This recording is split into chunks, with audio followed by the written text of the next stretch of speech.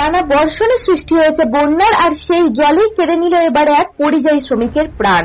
মালদার হরিশ্চন্দ্রপুরের ডোহরা গ্রামে মাছ ধরতে গিয়ে বন্যার জলে তলিয়ে যান তরণী মণ্ডল নামক এক ব্যক্তি। প্রশাসনের একাধিক খবর দেওয়ার সত্ত্বেও দীর্ঘ সময় পর্যন্ত পৌঁছয়নি বিপর্যয় মোকাবিলা বাহিনী। প্রায় 12 ঘন্টা পর সকালে স্থানীয়দের চোখে পড়ে মৃতদেহটি ভেসে উঠেছে জলে। এরপর নিজেরাই উদ্ধার করেন তারা। প্রশাসনের এই গাফিলতির প্রতিবাদে এলাকায় ছড়িয়ে পড়েছে তীব্র বিক্ষোভ। ঘুরিয়ে দেওয়া হয় অ্যাম্বুলেন্সও। এই মর্মান্তিক ঘটনার জেরে শোক ও ক্ষোভে উত্তাল হয়ে উঠেছে গোটা এলাকা। এই অনুষ্ঠানটি নিবেদন করছেন Indralekha Hajmi, Indralekha Chatpata mango, city light digital production, ইন্ডিগোদা বুটিক। কি কারণে এইভাবে বিক্ষোভ করছিলেন পুলিশের সামনে? বিক্ষোভ করা আমাদের কারণ হলো কি, আমরা একটা জলে একটা লোক ডুবে গেছিল, আমি ফোন করলাম থানায়। কখন ডুবেছিল? কালকে প্রায় 5:30 6টার দিকে। তারপরে কি হলো? তারপরে ফোন করলো তো মানে থানা জানালো বিডিও সাহেবকে ফোন করলো। বিডিও সাহেব বলছে আমি বোট পাঠাচ্ছি। তো বোট পাঠাচ্ছি তো ঠিক আছে, লাইট মানে বন্দোবস্ত, আমরা গোটা লাইট টাঙলাম, কিন্তু কোনো বোটের বন্দোবস্ত হলো না। গোটা রাত আমরা খুঁজে পেলাম না ওকে। সকালে একটা লোক আসলো ওখান থেকে, তো ও এসে জল দেখে বলছে না আমাদের হবে না। তো ভিডিওকে ফোন বলছি তো ভিডিও ফোনই উঠাচ্ছে না। আরও কোনো নেতা দিয়ে ফোন করালাম, ভিডিও ফোনেই উঠালো, কোনো মতেই ফোন উঠালো না। প্রশাসন কোনো ফোন উঠালো না। যখন আমরা বডি পেয়ে গেছি তো ওখানে বলছে আবার কি বডিটা আমরা নিব, আমরা পুলিশ পাঠাচ্ছি। তো আমি এসে বললো আমরা সব বডি যাবে, তো ওর কাছে টাকা নেই, এক পয়সাও নেই, ও তো চা খাবার পয়সা নেই, তো কী করে যাবে? তো বললো জয়েন্ট ভিডিওকে ফোন কর। জয়েন্ট ভিডিওকে ফোন করছি, বলছে আইসি সাহেবকে ফোন কর। এরকম 2-4 বারই করতে করতে তারপরে বডিটা এখানে রেখেছি। এখন পুলিশ এসছে, আমরা চাইছি কি আমাদের অন্তিম সংস্কার আমরা এখানেই করবো, যে করে হোক চাঁদা টাদা নিয়ে। আমরা প্রশাসনকে বডিটা দিতে চাই না। আমাদের প্রশাসনের উপরে বিক্ষোভ আছে, কি ভরসা নেই আমাদের, মানে গরিব বলে প্রশাসন কিছুই জানে না। যদি এটা বড় লোক হতে প্রশাসন ঠিকই পৌঁছে যেত, রাত্রে বোট তুলে আসতো, কিন্তু আমরা তো গরিব লোক, খেটে খাওয়া লোক, চাষি লোক বলে আসছে না। আপনার নাম? আমরা এখন চাইছি কি আমাদের বুড়িটা আমাদের শ্মশানে ওটা ই করা হোক। মানে পোস্টমর্টম করতে দেবেন না?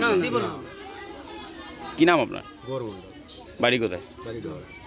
বলছি গ্রামবাসীরা আজকে বিক্ষোভ করছে, দেহ নিয়ে যেতে দেবে না পুলিশকে, আর প্রশাসনের বিরুদ্ধে এক রাশ ক্ষোভ উগড়ে দিচ্ছে, কি বলবেন?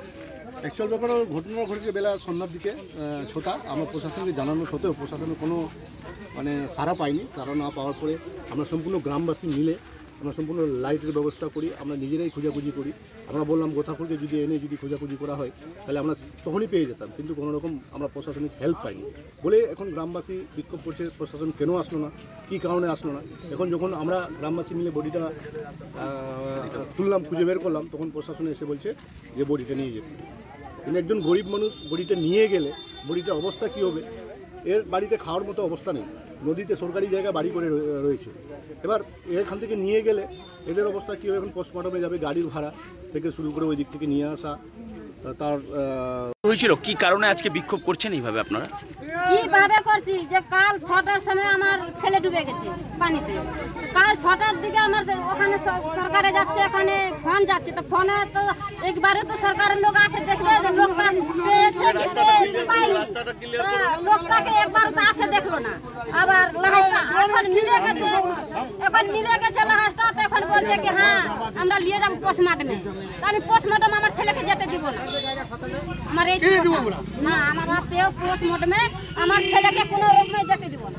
এই কারণে কি বিক্ষোভ দেখাচ্ছেন নাকি? এই কারণে আমরা পোস্টমর্টমে যেতে দিব না। সরকারের লোক কোনো আসেনি।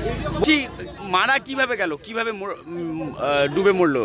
ওই যে নদীতে পড়ে যায়, জল হয়ে গেছে, জল বেড়ে গেছে ওখানে কোনো রকম পড়ে গেছে, পড়ে যেয়ে ভেসে চলে গেছে। যে বাড়িটা ডুবে আছে ওই বাড়িটা কি ওই যে মারা গেল তাদের, আপনাদের? হ্যাঁ, আমাদের বাড়ি ওটা। তো ওখানে কি জল জমে গেছে? এটা কিসের জল এসছে? এটা বৃষ্টির জল, বন্যার জল। কারণে এইভাবে বিক্ষোভ করছেন গ্রামবাসীরা সবাই? বিক্ষোভ করার কারণটা হচ্ছে যে আমাদের গরিব ছেলে একটা একদম নিম্ন গরিব, যেহেতু ও ভেস্টের জায়গাতে বাড়ি করে আছে, ভিন রাজ্যে ছেলেটা কাজ করে, কাজকর্ম নাই এই রাজ্যে। সন্ধ্যা 6টার সময় ছেলেটা ডুবলো জলে। তারপরে আমাদের 2 নম্বর ব্লকের ভিডিও, তাকে সাথে সাথে খবর দেওয়া হলো। আমাদের হরিশ্চন্দ্রপুর আইসি, তাকেও খবর দেওয়া হলো। সন্ধ্যায় 6টা থেকে নিয়ে এখন ঘড়ির কাটা বোধহয় 9টা কি 10টা বাজছে, ততক্ষণ প্রশাসনের কোনো হেলদোল নাই। আজকে যদি একটা কোনো কাটমানি হতো তখন প্রশাসনের হেলদোল থাকতো, কিন্তু গরিবের জন্য কিছু নাই। তাই আমরা গ্রামবাসী উদ্যোগ নিয়েছি যে আমাদের বডি আমাদের কাছে থাকবে, আমরা প্রশাসনের কোনো সহযোগিতা নিব না।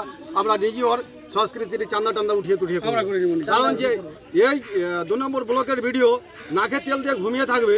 আজকে দেখেন অন ক্যামেরা দেখেন সামনে যে বাড়িটা কোন জায়গাতে আছে, কি অবস্থায়, যে ওর 3টা বাচ্চা কাচ্চা আছে, তারা কি করে সংসার চালাবে আজকে, সেটুকু এখন চিন্তার বিষয় যে আমরা করবো কি এই অসহায় গরিব পরিবারটা।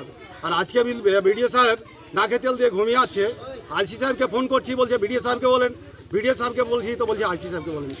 কি হচ্ছে রাজনীতি? জল থেকে কে উঠালো বডিটা? জল থেকে গ্রামবাসী উঠাচ্ছে, সকালবেলা ভাসলো, তারপরে গ্রামবাসী উঠালো। বলা গেল যে হাঁটু ঘরে পাঠাবে, এ পাঠাবে, ও পাঠাবে, কিছু নাই, পুরো রাত থেকে গেল। সকালবেলা নিজে থেকে ভাসলো, আমরা দেখতে পেলাম গ্রামবাসী, তারপরে আমরা উঠালাম, আর তারপরে প্রশাসনের লোক আসছে। তো পুলিশ কি করবে? পুলিশ কি বলছে? পুলিশ কি বলছে, বলছে আমাদের কোনো জায়গাতে ব্যর্থতা আছে হয়তো। এখন তো পুলিশ হারাইবে, কারণ এটা যদি কাটমারি হতো তাহলে তো পুলিশ আর হারাইতো না, ব্যাক সাইড দিয়ে নিয়ে নিত। এটা তো গরিব লোক, তো কিছু নাই। আমরা চাইছি যথাযথভাবে ব্যবস্থায় সরকার বাহাদুর এই পরিবারটার পাশে দাঁড়ায়, কিছু নাই। চুপ এসে কি একটা বার্তা দিচ্ছে বা একটা শান্তি পরিবারটার পাশে দাঁড়িয়ে কিছু বলে যাক, আমরা এটুকুই চাইছি। আব্দুল বাসির।